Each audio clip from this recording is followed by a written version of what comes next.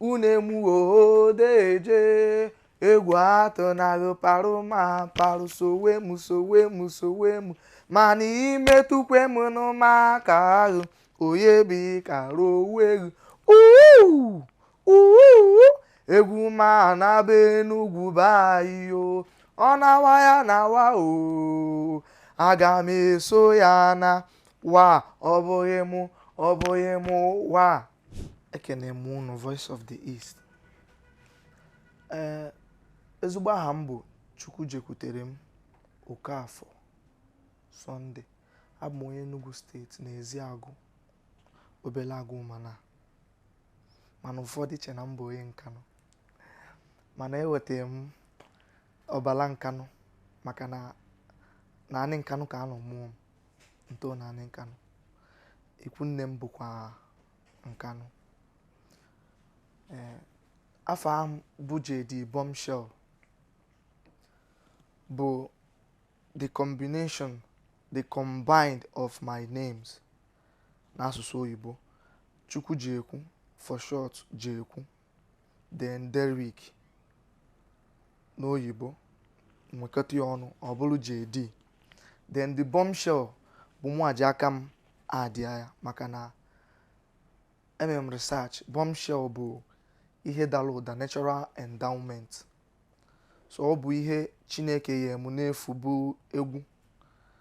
amelụ ndị ti ya Bombshell ka o ike daa ụda. Ọ ya bụ Jaydee Bombshell ahụ na anụ maka ya.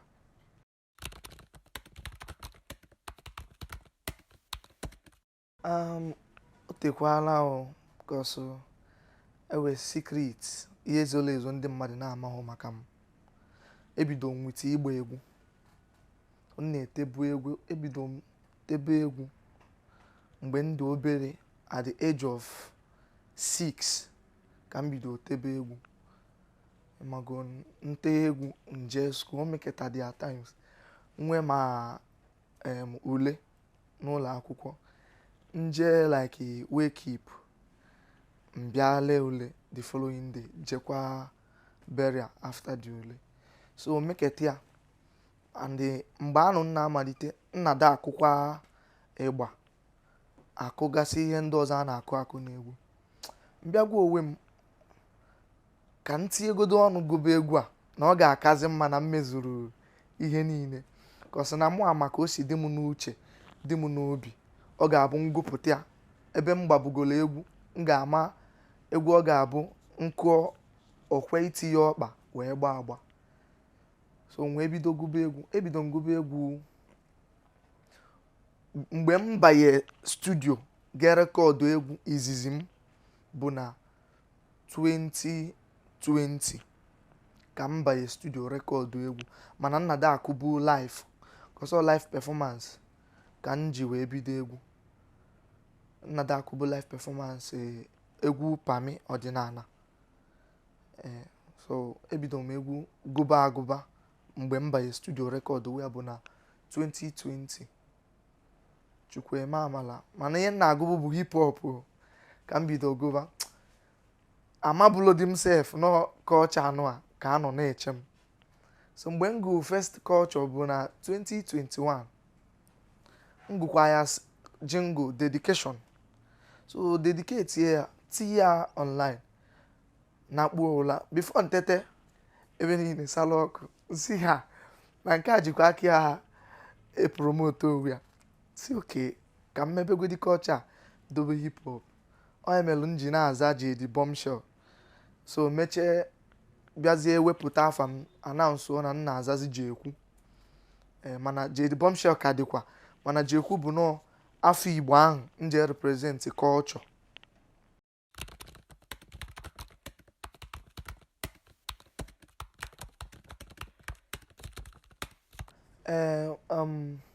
Mbọsị ncheta ọmụmụ m eji m ya wee mee the announce na social media na nna azazi Jekwu, mana ịkpọkwa m Jaydee Bombshell nzaghị, mana Jekwu ahụ bụ na m adị ya tụ afa m ka na o wenu ka ọ dị na na-eme Igbo aza afọ oyibo ọ jekọtara ya mere m ji tie Jekwu. Ige ntị na ndị ije Jekwu ka m kpọrọ afa as a introduction. Jekwu ndị Igbo bụ ndị ije ekwulu m Jaydee Bombshell. Na mbụ Bombshell bụvu slogan ka ọ dịbụlo n'afa m, ihe na-aza bụ Jaydee. Bombshell bụ slogan. Ọ bụ na ndị mmadụ bịa likezie the Bombshell na-akpọ m Jaydee Bombshell, ntiekọta ya ọnụ kọsọ ihe na-adị ndị mmadụ mma ka m na-eme, so nke ndị mmadụ chọrọ ka m ga-emebe.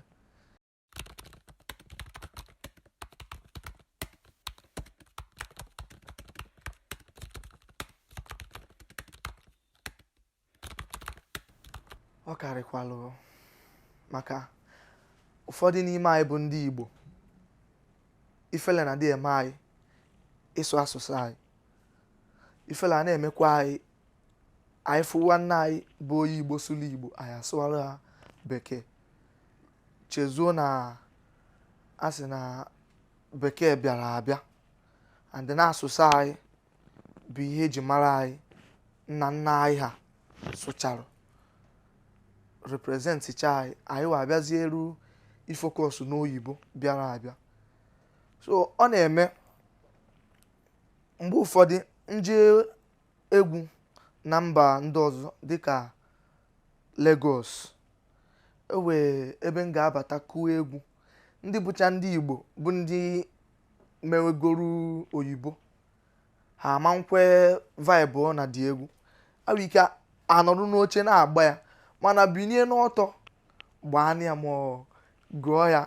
ọ bụrụ nsogbu, and ha adịghị believe che na ayịwa until ndị ọzọ akwanyitewa anyị before ha esobezie gawa. So ya bụ ihe challenge anyị na-enwegasị n'iji ọnụ ndị be anyị na-agụ egwu.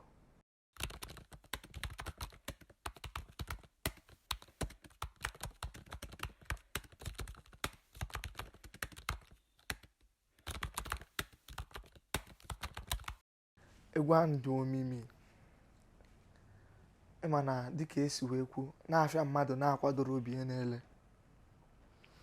dị egwu etierom ya ike n'ọnụ oyibo energy, etierom ya energy atọ. Anọkọta m otu mbọsị n'abalị, so na-apị fonu m, o were egwu nọ na-akpọ, o were ofu onye na-agụkwa egwu a na-akpọ okwu iwa mba, ọ ya gụrụ akwara fambaka. So and ka okwu iwa mba gụbaziri egwu, o ji patan ya bata, patanụ nke a mbụ afamefu na anị ka onye wepụtara ịgba a na-akụ tata ji wee pụta, ewerozi ndị na-akụkabezi ya, and ịma na asị nọ ị na-akụ ihe onye wepụtara ị ka na-represent the person. Nsị oke ebe ndị mmadụ uche ndị mmadụ pụchagoro na ebe afamefu na nọ, and mgbe ndị nta egwu afamefu na ka anyị ji gbachaa ma egwu Block Rosary na egwu ndị ọzọ dịgasị iche iche. Nsị oke mmụọ ma na-afọ ọsọ m oke ka m mee egwu na ncheta afamefu na kọwarụ ndị nụlụ egwu ha mgbe ha pelụ mpe togoro eto na-amarọ anything maka afamefu na ka m kọwalụ ha maka afamefu na. That day mbido si ke ka m ga-esi wee kpọkanata maka egwu bụ mathematics, ọ dịrọ ize si ka m ga-esi kpọkanata ya, wee bidogodi wuti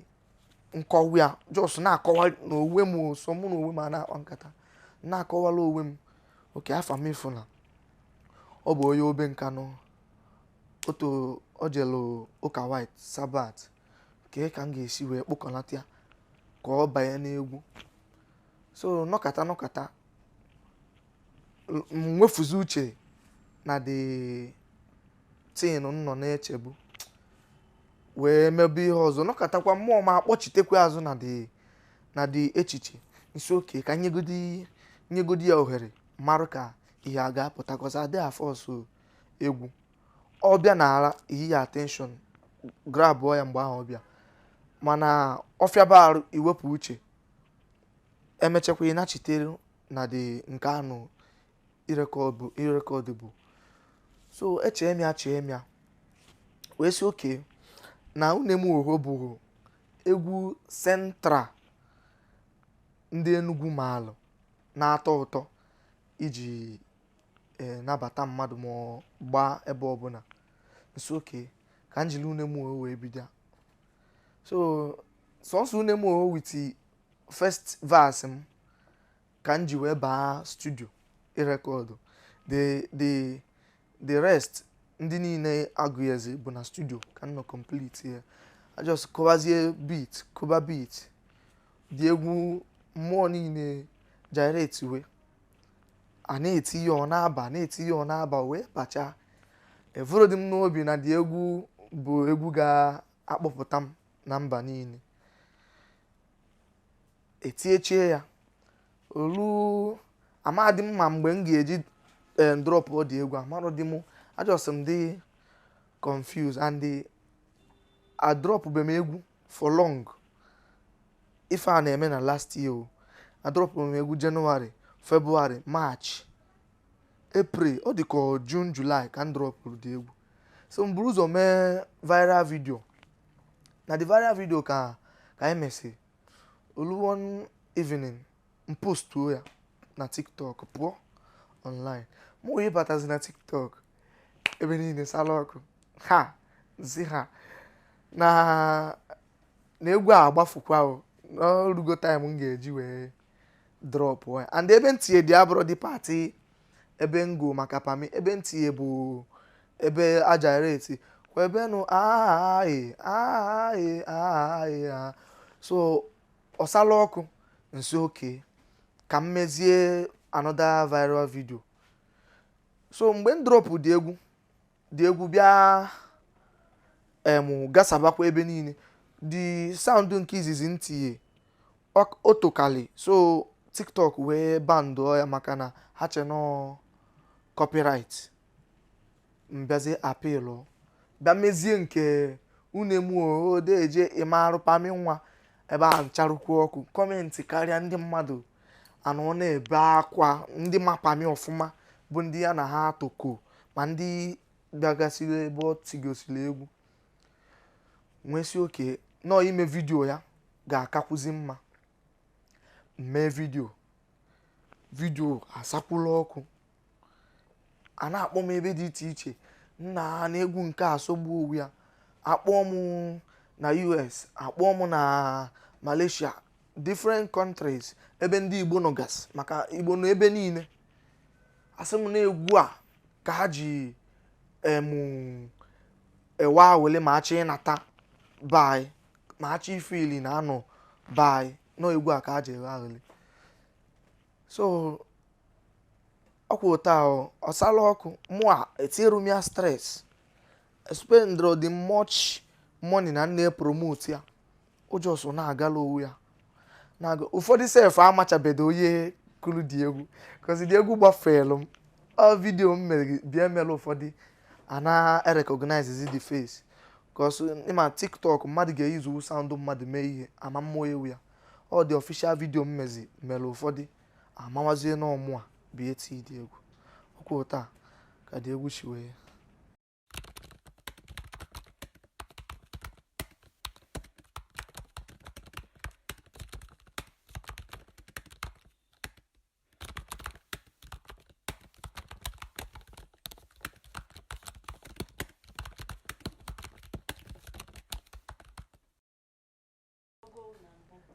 nke bụ eziokwu bụ na mma nkọ awụdị kọsọ mụ na afa m afụ nube face to face mụ na etukwu ka nube mana onye na-afụ afa m n'ime ya bụ mmadụ eke owe nke gụrụ iyerimo ọ ya wabụ ihe na-akụ ka afa m since afa m lapụ so ya ka m na-afụ afa m n'ime and abụrụ m onye otu ndị Udubonch afa m lapụ abụrụ dị nka pedere mpe mgbe afa m nwụ so ụfọdụ dị surprise na-ajụ ka m abụ nwanne afa m mekwudie ndị obe na-asị na ha ga-eme m adopt na m bụ nwa ha fọmụ ha ịkpọchite afa m azụ ndị mmadụ elote afa m so bụrụ eriletughị m tụ afa m mụ na ya ama bụrụ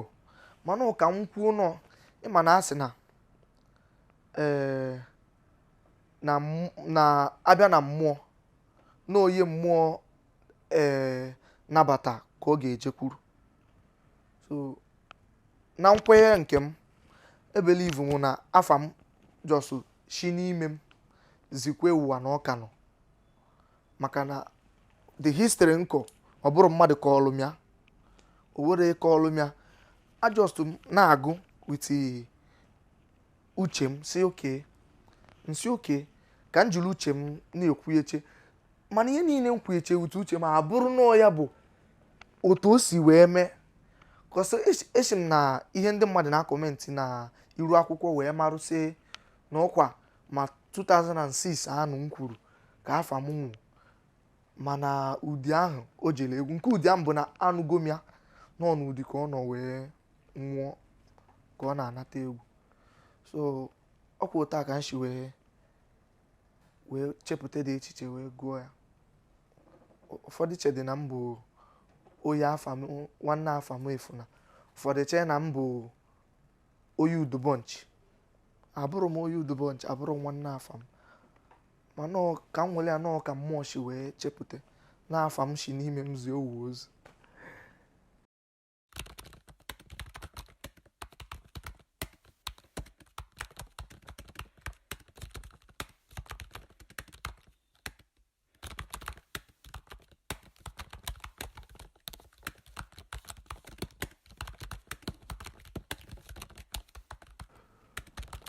ndị na-ekwu nọ ị ga-eje nata Lagos before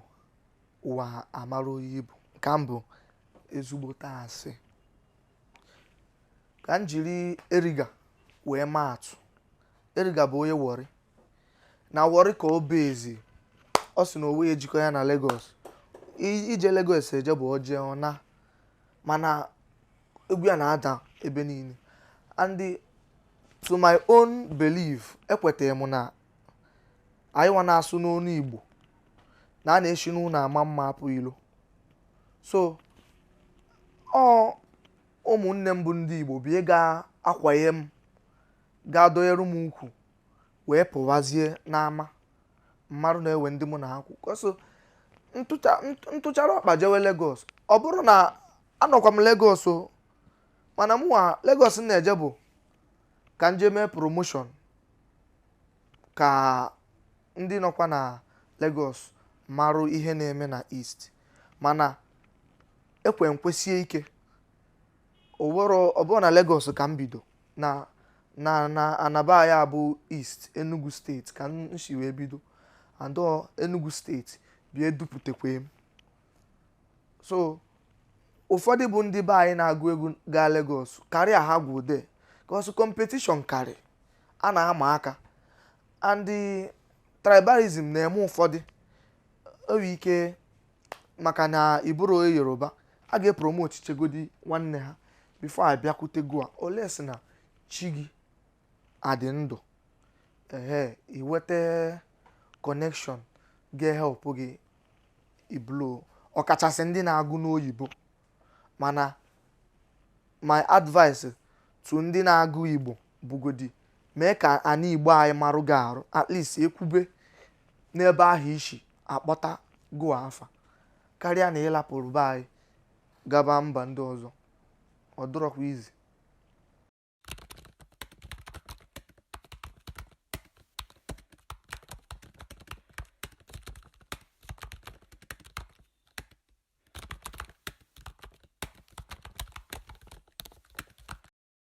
ihe nche ma kwesị ike na-adịrọ bụ 1 ofu obi anya ụfụ dị ọ bụrụkwa ebe anya ụfụ na-adịrọ kọsọ onye ọbụla na-eme ọfụma ga-eshi na ndị na-emeli anya ụfụ marụ na ọ na-eme ọfụma onye a na-adịrị kwesịrị ekworo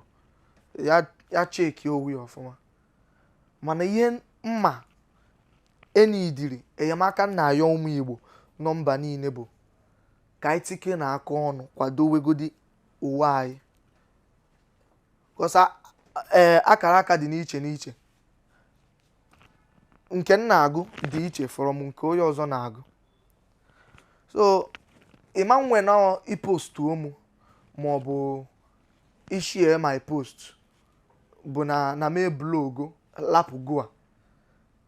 mana ishie mụ eshie gị ụmụ ụwa amarụ na anyị bụ ndị Igbo nọ and ekenere m Chukwu na Igbo na-ewetezi ohere apụzi and iru akwụkwọ so help kwuo ndị Igbo a na-apụzi na mba ofesi before onye Igbo bịa ọ na-asụ Yoruba n'egwu ya ka ewe ike ihe ya attention na social media ihe onyonyo mana kịta anyị anatawagobe anyị dịwazie proud isu Igbo and anyị bụ ndị Igbo na-eme ya ọ bụ na anyị na-akwado ụwa anyị o were ga-echewe ka oge mụwa asụsụ Yoruba maọbụ asụsụ Hausa ka o nwee ike blow so ihe na-ayọ bụ ka anyị nchakwado ka anyị tinyekọta aka ọnụ kwado ụwa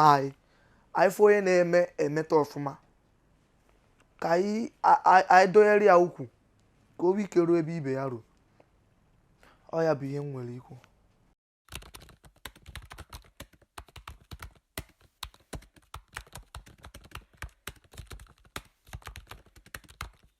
egwu a ga na-atụ anya buru ibu because m na-akwado EP small album so ewechakwana ụfọdụ ndị artist m feature n'ime dị egwu EP so ọ ga na-apụta mgbe na-adịghị anya before echuzibe m date sha mana marụ na ewere nnukwute ihe na-apụta from mụa to unu bụ ndị Igbo and Igbo throughout ka m sọpọtụ ka m ji wee mee dị egwu and akọwachakwa mụ usoro ewelu egwu mmiri ka m nyara ikwube much mana mgbe ọ pụta na amalụ ewegasị egwu dị iche iche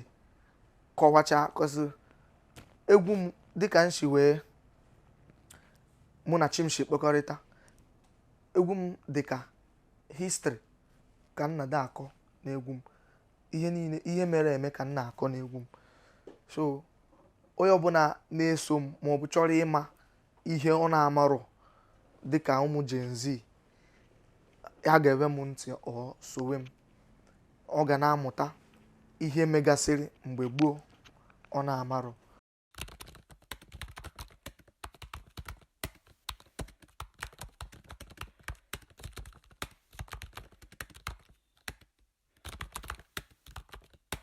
ndụmọdụ nwere ihe ndị na-amalite bụ na